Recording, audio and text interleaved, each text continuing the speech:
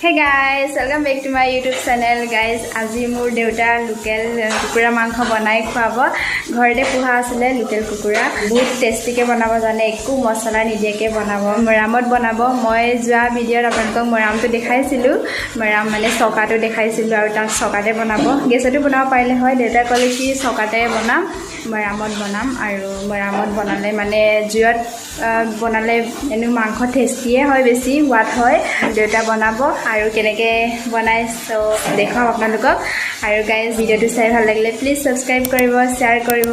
আৰু এতিয়া মই ভিডিঅ'টো আৰম্ভ কৰোঁ এয়া আলু কাটিলে আৰু এয়া আদা নহৰু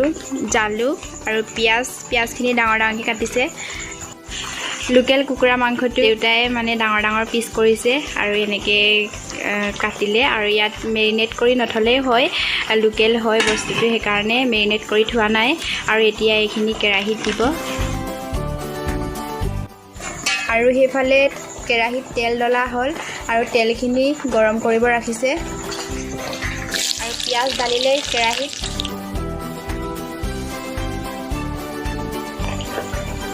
এতিয়া মাংসখিনি দি দিলে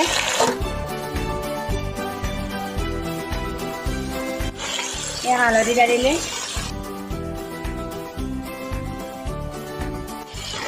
আৰু নিমখ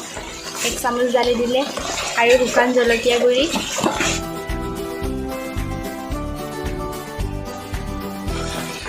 মাংসখিনি দেখাত ধুনীয়া কালাৰ নুঠিলেও দেউতাই বহুত টেষ্টিকৈ এনেকৈ বনাই খুৱায় আমাক আৰু এতিয়া লগতে আলুখিনি দি দিছে ঘৰত খালে মছলাটো ইমান আমাৰ ব্যৱহাৰ নকৰে সেইকাৰণে জালুক আদা নহৰু দি বনাইছে আৰু এতিয়া অলপ ঢাকি ৰাখিম 5-6 মিনিটৰ কাৰণে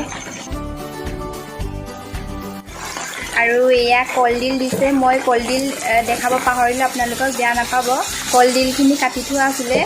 আৰু কলডিল গোটেইখিনি দি দিছে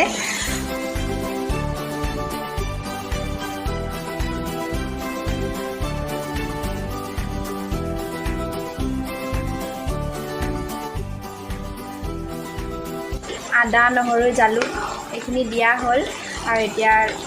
লৰাই দিছে